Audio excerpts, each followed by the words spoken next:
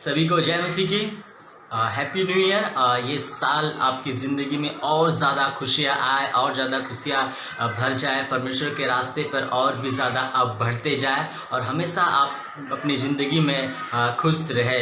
और आपके इस अपने युवा फेलोशिप में हम आप सभी का बहुत बहुत धन्यवाद करते। आइए हम सब मिलकर तैयार हो जाए प्रभु यीशु मसीह की आराधना करने के लिए।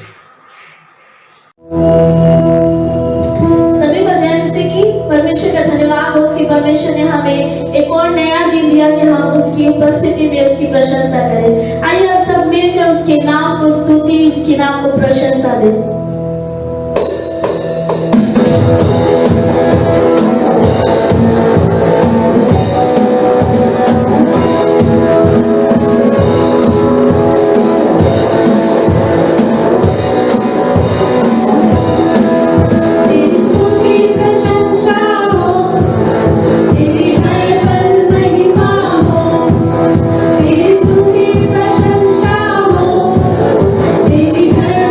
महिमा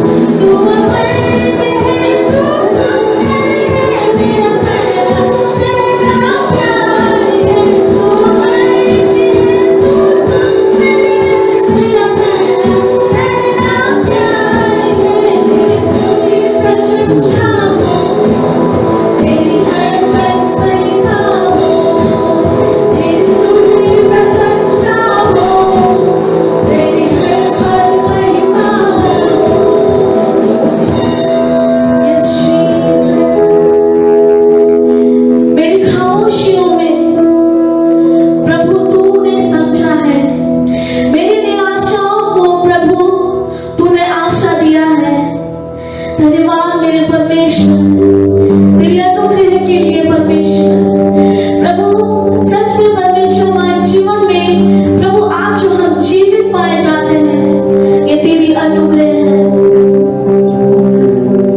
यस जीसस, तेरा अनुग्रह काफी है, तेरा अनुग्रह काफी है मेरे परमेश्वर।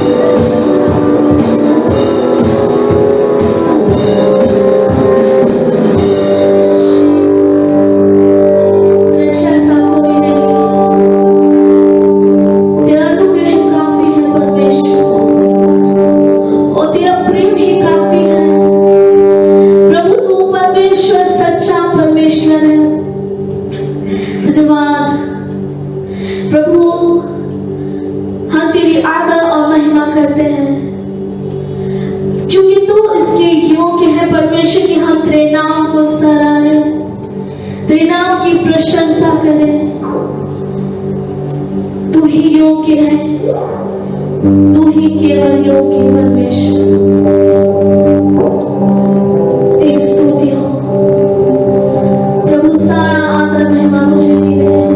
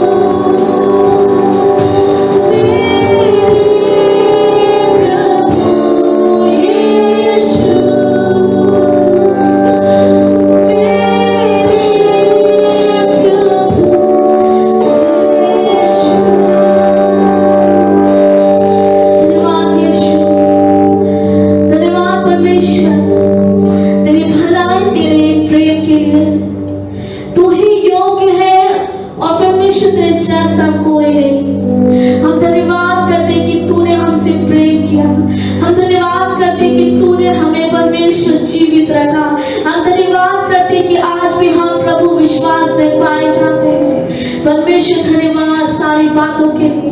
मेरे प्रभु इस पूरे समय को मैं आपके हाथों में सौंपती हूँ पिता। परमेश्वर हमारे जीवन से आपको महिमा मिले। परमेश्वर तेरी मर्जी तेरी इच्छा हमारी जिंदगी में पूरी हो। प्रभु जितने लोग देख रहे उनके जीवन में शांति आए, उनके जीवन में चंगाई आए। मैं घोषणा करती हूँ यीशु के नाम से कि प्रभु जितने टूटे मन वाले हैं प्रभु उनके जीवन में शांति आए। मेरे प्रभु मेरे परमेश्वर सारी बातों में आपको महिमा मिले, तेरी मर्जी पूरी हो। तेरा वचन हमें बनाए मेरे परमेश्वर, और जहां हमें कमी है प्रभु हमें परमेश्वर पिता परमेश्वर और पिता तुझ पे भर जाने में मदद कर। तेरी मर्जी पूरी हो यीशु के नाम में, आमीन। आइए हम सब मिलकर धन्यवाद के शब्द को सुने। सभी को जय मसीह की। मैं परमेश्वर का धन्यवाद देती हूँ कि परमेश्वर ने मुझे एक मौका दिया अपनी महिमा के लिए इस गवाही के द्वारा। पिछले हफ्ते में बहुत बीमार थी और मैं बेड रेस्ट में थी, और डॉक्टर ने मुझे ब्लड टेस्ट के लिए रेकमेंड किया। तो मेरा डेंगू, मलेरिया और कोविड का भी टेस्ट हुआ था, क्योंकि उस टाइम पे मेरी सेंस ऑफ टेस्ट चले गए थे। I was coughing also at the same time. So जब मुझे पता चला कि मेरा कोविड का टेस्ट होने वाला है, क्योंकि परमेश्वर जानता है कि मैं जिस फील्ड में हूँ उसमें मैं बहुत लोगों से मिलती हूँ, मैं परमेश्वर से प्रार्थना कर रही थी कि परमेश्वर मेरे सारे रिपोर्ट्स नेगेटिव आए। और लास्ट सैटरडे को मेरा ब्लड टेस्ट हुआ। उसी रात को जब मेरा टेस्ट आया, मेरा जब ब्लड रिपोर्ट आया, मेरे सारे रिपोर्ट्स चाहे वो डेंगू के हो, चाहे मलेरिया का हो, चाहे कोविड के हो, सारे नेगेटिव है। मैं परमेश्वर का धन्यवाद देती हूँ कि चंगाई देने वाला एकमात्र हमारा परमेश्वर है। और धन्यवाद परमेश्वर का कि मैं मेडिसिन खा के उसके रहमत से आज मैं पूरी तरह चंगी हूँ और उसकी महिमा में खड़ी हो पा रही हूँ।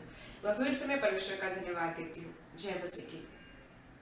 जब आप कुछ स्पेशल चीज़ के बारे में सुनते हैं तो आपको कैसा लगता है, लेकिन मैं बताऊं मुझे स्पेशल चीज़ बहुत ज़्यादा पसंद है। तो हम सब के लिए इस समय फिर से एक स्पेशल सॉन्ग हम सुने।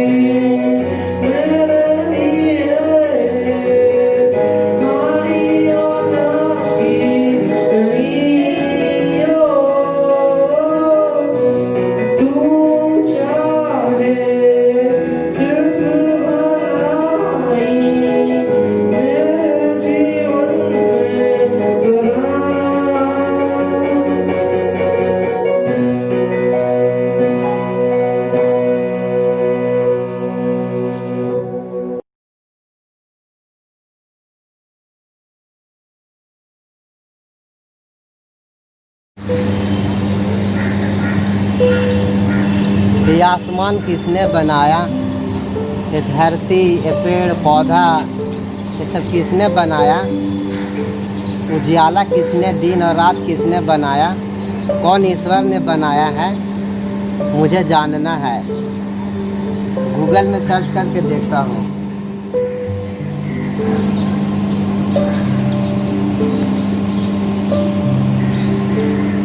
मिल नहीं रहा है।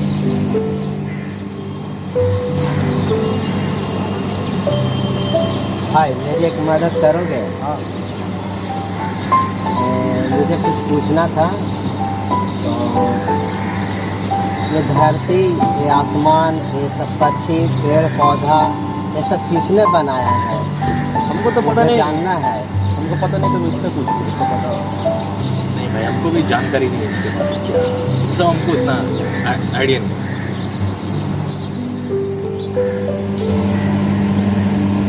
संतोष, हाँ क्या हुआ? तुम इतना सोच में क्यों पड़ा है? क्या हुआ? तुमको क्या चिंता है? मुझे सच्चे परमेश्वर को जानना है। ये धरती, आसमान, पेड़ पौधा, ये सब मनुष्य, दिन रात किसने बनाया, मुझे सच्चे परमेश्वर को जानना है।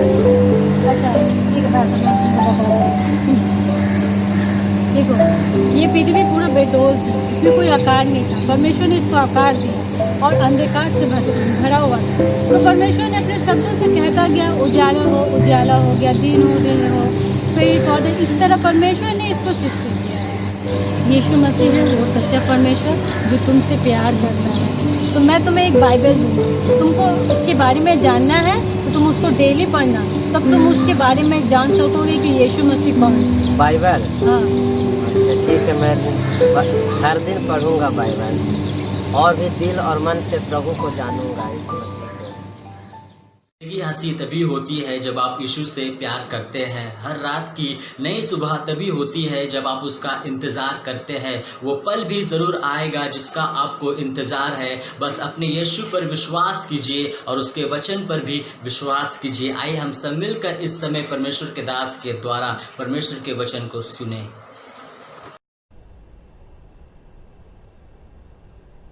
प्रिय मित्रों, आज के इस दोपहर में मैं आप सभी का स्वागत करता हूं प्रभु यीशु मसीह के नाम से। और मुझे विश्वास है कि एक सप्ताह के एक बड़े सफर को हमने तय कर लिया इस साल का, और बहुत ही अद्भुत विषय है हमारे सामने जो परमेश्वर ने हमें साल के रूप में ये दिन देखने का मौका दिया है। परमेश्वर की बड़ाई और इज्जत हो। और आज हम बातचीत कर रहे हैं परमेश्वर की इच्छा को जानने के विषय में, knowing the will of God for this year. कितना अच्छा विषय है कि हम और आप अपनी जिंदगी में बहुत सारे ऐसे विषयों के लिए अपने जीवन में परमेश्वर की इच्छाओं को जानने की चाहत रखते हैं। जब कोई किसी से शादी करने जाता है तो चाहता है कि जाने कि क्या परमेश्वर चाहता है कि मैं इससे शादी करूं या नहीं करूं, या फिर किसी करियर के विषय में या कोई ऐसे किसी काम में अपने हाथ लगाना चाहते हैं, तब लोग अपने जीवन में चाहते हैं कि परमेश्वर की इच्छा को जाने। मेरे प्रिय, मैं आपको बताऊं, परमेश्वर की इच्छा के अंतर्गत निरंतर जीवन जीने की अपेक्षा और कुछ भी हमारे लिए अद्भुत और उत्तम नहीं है। अगर हम और आप चाहते हैं कि हमारे और आपके जीवन में परमेश्वर की इच्छाओं को हम जान करके आगे बढ़ें, तो मैं बता दूं मेरे प्रिय, ये सबसे बेहतरीन काम है जिसे हम और आप करने पर हैं। बाइबल में ऐसे बहुत सारे लोगों के विषय में बाइबल कहती है जिन्होंने अपने जीवन में परमेश्वर की इच्छा के अनुसार समर्पित करके अपने जीवन व्यतीत किया और उन्होंने परमेश्वर की आशीष को प्राप्त किया।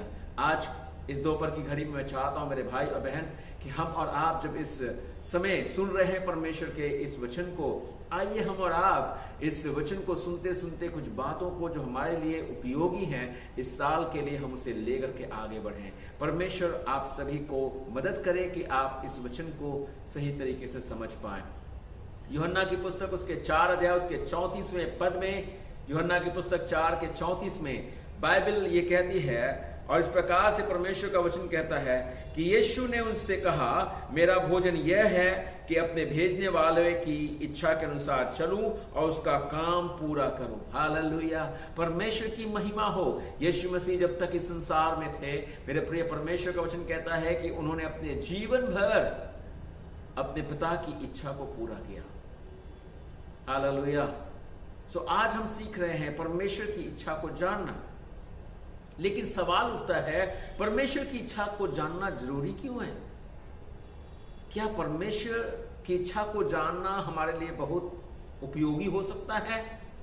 जी हां, हम जो जवान हैं विशेष तौर से अपने जीवन में जब निर्णय लेना रहता है और महत्वपूर्ण निर्णय लेना रहता है, और जब हमारे जीवन में भविष्य के विषय में निर्णय लेना रहता है, और ये हमारे लिए जो परमेश्वर की इच्छा है, ये उस समय हमारे लिए बहुत बड़ा अर्थ रखता है। हमें जानना चाहिए, हमें जानना जरूरी है कि परमेश्वर की इच्छा हमारे लिए क्या है। और जब हम परमेश्वर की इच्छा को जानते हैं तो बहुत बढ़िया बात करती है हमारे साथ। चलते हैं, तब हमारे साथ जो घटता है वो यूं है। नंबर 1, पहली बात जो घटती है, तब हम गलत मार्ग पर नहीं जाते। जो व्यक्ति अपने जीवन की योजनाएं स्वयं बनाता है वह निश्चय रूप से भ्रमित होकर धोखा खाता है, क्योंकि कोई दूसरा व्यक्ति इस योग्य नहीं है जो अपनी सामर्थ्य से अपने जीवन के उद्देश्य को सुनियोजित कर सके। इसलिए यिर्मयाह की पुस्तक 10 अध्याय उसके 23 पद में परमेश्वर का वचन कहता है, हे यहोवा, मैं जान गया हूं कि मनुष्य का मार्ग उसके वश में नहीं है। मनुष्य चलता तो है परंतु उसके डग उसके अधीन नहीं है। हालेलुया। मेरे प्रिय, इसीलिए अपने भविष्य की योजना बनाते समय हमें अपनी पसंद और उसके उद्देश्य को प्राथमिकता नहीं देना चाहिए, बल्कि हमें परमेश्वर पर निर्भर होना चाहिए। इसीलिए परमेश्वर का दास नीति वचन 3 अध्याय उसके 6 पद में हमसे कहता है कि तू अपनी समझ का सहारा ना लेना, परंतु अपने संपूर्ण हृदय से परमेश्वर पर भरोसा रखना और उसे स्मरण करके अपने सारे काम करना, तो वो तेरे सीधा मार्ग निकालेगा। हालेलुया। मेरे प्रिय, अगर हम और आप परमेश्वर की इच्छा के अनुसार कुछ करते हैं और जान करके आगे बढ़ते हैं तो हम गलती में नहीं फंसेंगे। आज बहुत सारे ऐसे विषय हैं जिनको हम जानना चाहते हैं, हम प्राप्त करना चाहते हैं, उन बातों को लेने के लिए हम भाग दौड़ करते हैं। लेकिन मेरे प्रिय, आज इस सुबह के घड़ी में मैं आपसे चाहता हूं कि आप अपने दिल में और दिमाग में इस बात को याद रखें, हमें परमेश्वर की इच्छा को जान करके आगे बढ़ने की आवश्यकता है, ताकि हमारे सामने खतरे नहीं हो, हम गिर न जाएं। हालेलुया। और मैं विश्वास करता हूं कि आप जरूर ऐसा करेंगे। नंबर 2, परमेश्वर हमारा भविष्य जानता है। इस संसार में लोग हमारे भविष्य को बताने वाले हैं। लोग हमारे भविष्य के विषय में बहुत सारी बातें करते हैं। लोग अपने भविष्य को जानने के लिए पता नहीं कितने लोगों के पास जाते हैं, लेकिन मैं आपको बताऊं, जिसने हमारी और आपकी रचना की है, जिसने हमें और आपको हमारे मां के कोख से ही जाना है, वो हमसे कहता है कि मैं तुम्हारे भविष्य को जानता हूं।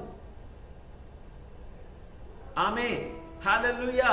इसलिए यशायाह की पुस्तक उसके 46 अध्याय उसके 10 पद को अगर आप पढ़ें तो उसमें लिखा हुआ, मैं तो अंत की बात आदि से और प्राचीन काल से उस बात को बताता आया हूं जो अब तक नहीं हुई। मैं कहता हूं मेरी युक्ति स्थिर रहेगी और मैं अपनी इच्छा को पूरी करूंगा। हालेलुया। चूंकि परमेश्वर हमारा भविष्य जानता है, इसलिए हमें घबराने या चिंता करने की जरूरत नहीं है। मेरे प्रिय, कई बार हम अपने भविष्य को लेकर के बहुत काफी उदास रहते हैं, सोच में पड़े रहते हैं, लेकिन आप याद रखें, हमारे और आपके भविष्य को जानने वाला हमारा परमेश्वर है। सबसे अधिक महत्वपूर्ण बात यह है कि हम और आप अपने परमेश्वर के साथ एक गंभीर या घनिष्ठ संबंध बनाएं। हमारे भविष्य के लिए परमेश्वर का जो विचार है वो ये है कि यहोवा यूं कहता है कि मैंने जो कल्पनाएं तुम्हारे लिए की है वो लाभ की है, वो हानि की नहीं है, और अंत में मैं तुम्हारी आशा पूरी करूंगा। हालेलुया। परमेश्वर की स्तुति हो। हे मेरे प्रिय भाई बहन, आपने पता नहीं कितनी कल्पनाएं की हैं, कितने सारे सोच अपने अंदर रखे हैं, लेकिन हमारे लिए परमेश्वर ने हमसे अच्छे सोच बना के रखे हैं। मैंने बीते दिनों के संदेश में आपको बताया था कि मेरे भविष्य के विषय में पता नहीं कितनी सारी बातें लोगों ने सोच रखी थी, मैंने भी सोच रखी थी, लेकिन जब मैंने अपने परमेश्वर की इच्छा को जाना और उसके अनुसार मैंने अपने कदम को बढ़ाया, आज मैं आपके सामने हूं, आपके साथ बातचीत करता हूं। परमेश्वर आपके भविष्य को जानता है, वो आपके भविष्य को डूबने नहीं देगा, वो आपके साथ रहेगा। आइए हम उसकी इच्छा के अनुसार अपने जीवन में बढ़ने वाले हो जाएं, उसकी इच्छा को इस साल के दौरान जाने कि परमेश्वर हमसे क्या चाहता है। नंबर 3, क्योंकि परमेश्वर के पास हमारे जीवन के लिए योजना है। आमीन, हालेलुया। भवन निर्माण से पहले हर एक व्यक्ति अपने लिए योजना तैयार करता है, एक प्लानिंग बनाता है। इससे पहले कि हम लंबी यात्रा में जाते हैं, हम लोग अपने लिए एक मानचित्र का इंतजाम करते हैं, जिसके द्वारा हमें मालूम चल जाए कि हमें किस जगह तक, कहां तक जाने की आवश्यकता है। इसी प्रकार जीवन के इस सफर में मेरे प्रिय, हमें और आपको भी परमेश्वर की इच्छा को जान लेना चाहिए। आइए हम थोड़ा ध्यान दें। परमेश्वर के पास हमारे भविष्य के लिए योजना है, और वो योजना क्या है जानते हैं? नंबर 1, पहली योजना जो है वो परमेश्वर की ये है कि परमेश्वर हमारे लिए उत्तम है। वो हमारे लिए खराब नहीं है, हमारे लिए बुरा नहीं है, हमारे लिए भला परमेश्वर है।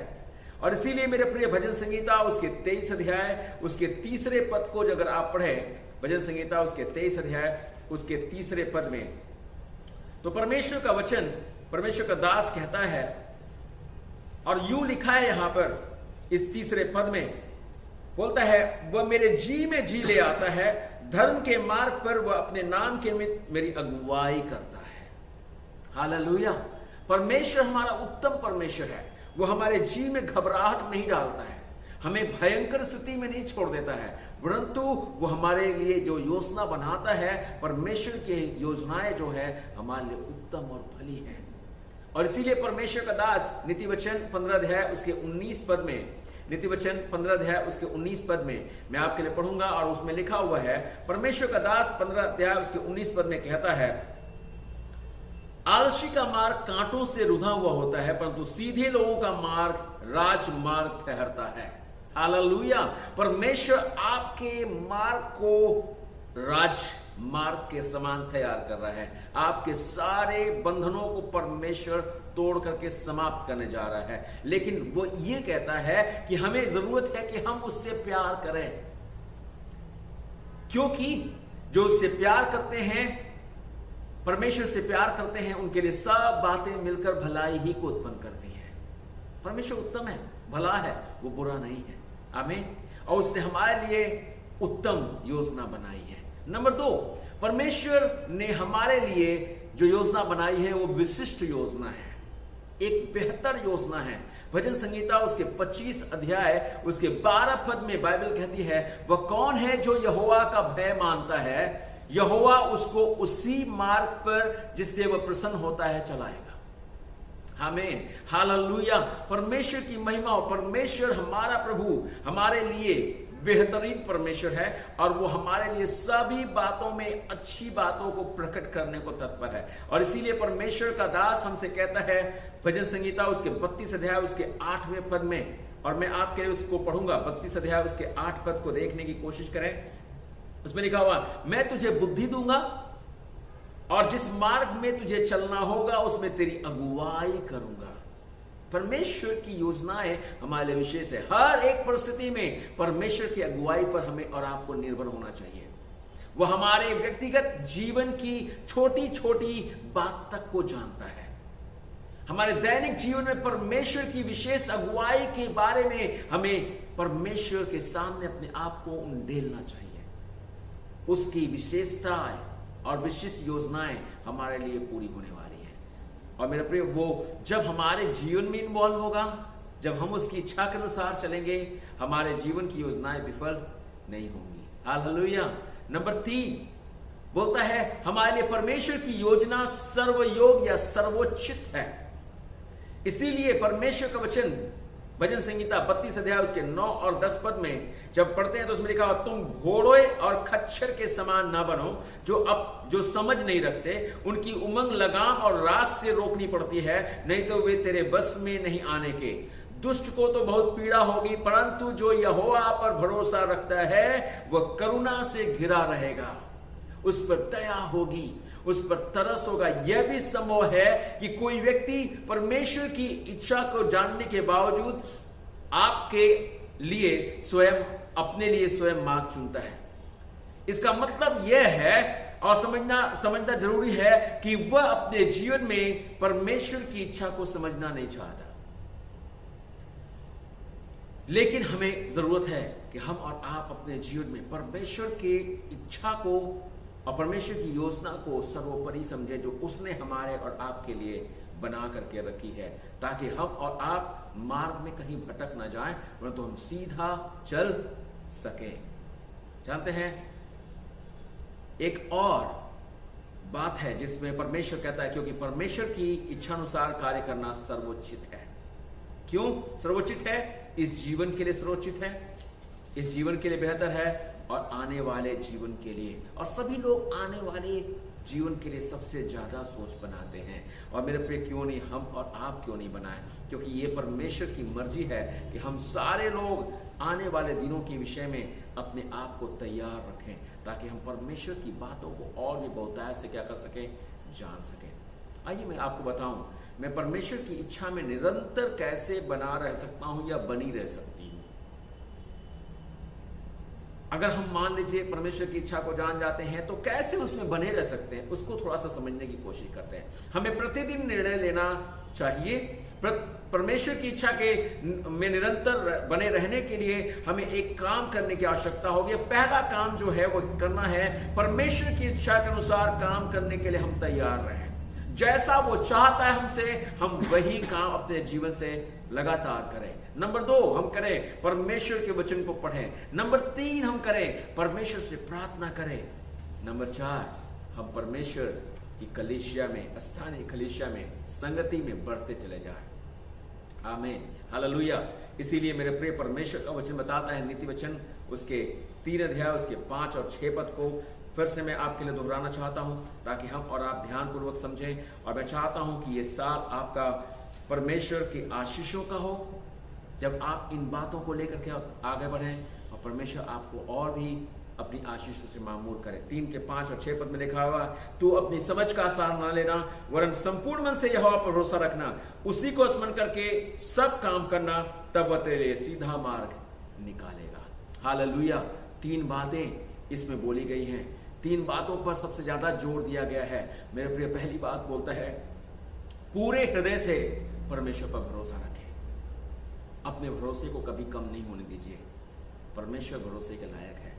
इस संसार में भरोसे के लायक कोई नहीं दिखता, लेकिन परमेश्वर हमारा भरोसेमंद है, और वो कभी भी हमारे भरोसे को तोड़ता नहीं है। लोग तोड़ सकते हैं, चीजें तोड़ सकती हैं, परमेश्वर नहीं तोड़ता है। हालेलुया। नंबर 2 बोलता है, अपनी समझ पर निर्भर नहीं हो। हम सभी समझदार हैं, मैं विश्वास करता हूं, लेकिन फिर भी परमेश्वर का ये वचन कहता है, अपनी समझ पर नहीं रहे। अपनी समझ को हम परमेश्वर को सौंप दें। नंबर 3 बोलता है, अपने सभी मार्गों में परमेश्वर को याद रखें। जब भी कोई काम करने जाइए, मैं चाहता हूं कि आप सफल हो, मैं चाहता हूं कि आप उन्नतशील हो, मैं चाहता हूं कि आप आनंदित हो, मैं चाहता हूं कि आपको सारी सफलता आपको मिल जाए। इसलिए मेरे भाई और बहन, मैं चाहता हूं कि आप और हम या मैं सभी अपने परमेश्वर को हर काम को करने से पहले सभी मार्ग में परमेश्वर को याद रखें। यह संभव है कि हम इन सुझावों को माने, क्योंकि परमेश्वर को हमारा फिक्र है। वो हमारी चिंता करता है, वो हमारे लिए विचार करता है, वो हमारे लिए जागता रहता है, वो नहीं ऊँघता है, नहीं सोता है मेरे प्रिय, इसलिए कि आपकी रक्षा और रखवाली करे, इसलिए कि आपके जीवन की हर एक ऐसी बातों से आपको महफूज रखे। हालेलुया। ताकि हम सही मार्ग का चुनाव कर सके। बिना विशेष अगुवाई या अनुभव के हमें निश्चय हो जाएगा कि हम परमेश्वर की इच्छा के अंतर्गत अपने जीवन को जी रहे हैं। इसीलिए मेरे प्रिय, परमेश्वर का वचन, नीति वचन उसके 16 अध्याय उसके 3 पद को मैं पढ़ करके आखिरी सफर की ओर चलूंगा। 16 अध्याय उसके 3 पद में परमेश्वर का वचन कहता है, नीति वचन में, अपने कामों को यहोवा पर डाल दे, इससे तेरी कल्पनाएं सिद्ध होंगी। जितने काम आपके हैं, जितने कार्य आप करना चाहते हैं इस साल, जिन जिन बातों में आप सफल होना चाहते हैं, मैं आपसे कहना चाहता हूं भाई और बहन, आइए इस वचन को हम अपने जीवन का सबसे महत्वपूर्ण अंश बना ले, और इस वचन के अनुसार परमेश्वर आपके साथ ही करे कि अपने कामों को यहोवा पर डाल दे, इससे तेरी कल्पनाएं, जो तूने सोचा है, जो आपने सोचा है, जो हमने सोचा है, वो पूरी हो, अधूरी नहीं होने वाली। आमीन। परमेश्वर की महिमा हो। सही मार्ग का चुनना बड़ा कठिन होता है, नहीं चुनना संभव होता है, लेकिन यदि हम प्रार्थना के साथ इसे करते हैं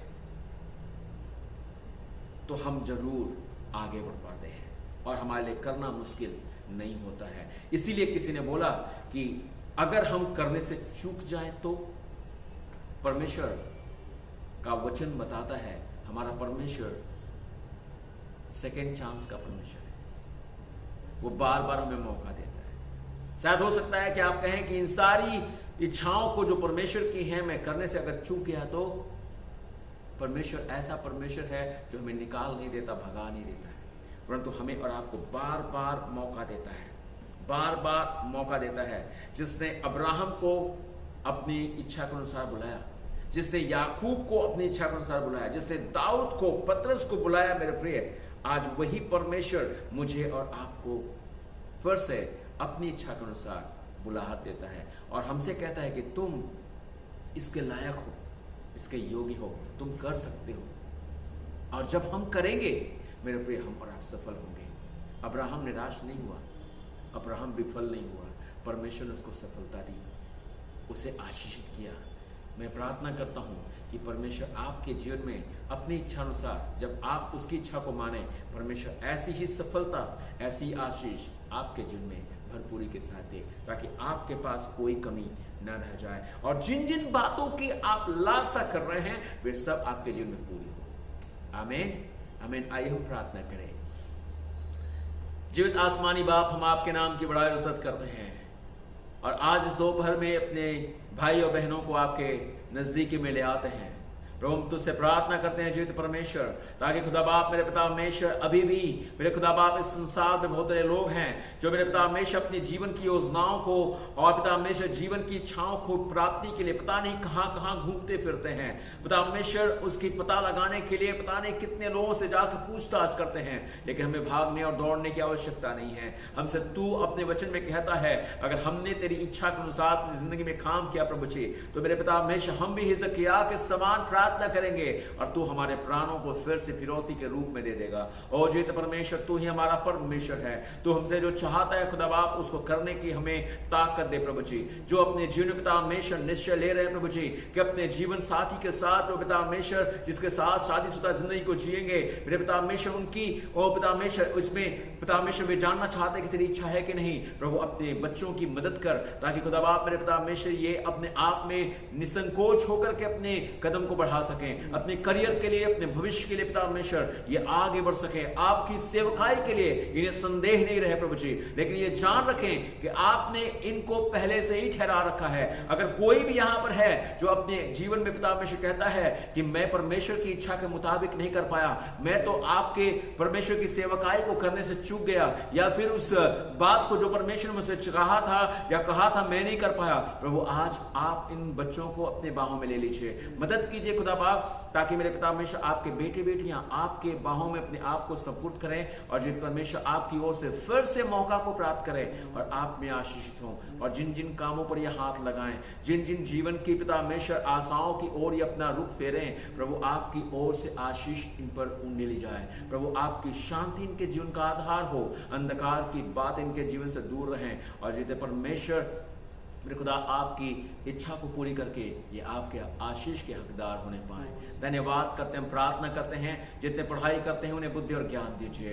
और मेरे पिता परमेश्वर जितने कॉलेज में हैं, मेरे पिता परमेश्वर जिनकी परीक्षाएं हैं और खुदा बाप मेरे पिता परमेश्वर स्कूल में हैं, उन हर एक पर अपनी आशीष दीजिए, उन्हें बुद्धि और ज्ञान से भरिए, उनकी पढ़ाइयों को पूरा करके मेरे पिता परमेश्वर उनको अच्छे मुकाम तक पहुंचने में मदद कीजिए। प्रभु रहम कीजिए मेरे पिता, ताकि मेरे पिता परमेश्वर हर एक लोग एक दिन गवाही के रूप में खड़े होकर के बताने पाए कैसे अनोखे काम आपने हर एक के जीवन में कर दिए हैं। हमारे इस युवा फेलोशिप को और भी आशीष दीजिए, बढ़ने में मदद कीजिए प्रभु, ताकि हम आपकी इच्छा को जानकर आपकी मर्जी के अनुसार आगे बढ़ें। धन्यवाद करते हैं प्रभु, ये मिसाल पिता परमेश्वर नए नियम की कलीसिया की है, जब वे पिता परमेश्वर तेरी अगुवाई लेते थे और तेरी इच्छा को जान करके आगे बढ़ते थे और तूने आशीष दिया था। प्रभु आज मेरे खुदा बाप हमारे इस छोटी झुंड पर भी ऐसी ही बात हो और पिता परमेश्वर और भी उन्नतशील हो। तेरी महिमा करते हैं, हमारे कलीसिया पर अपने आशीष दे, यीशु के नाम से हम प्रार्थना मांगते हैं, आमीन।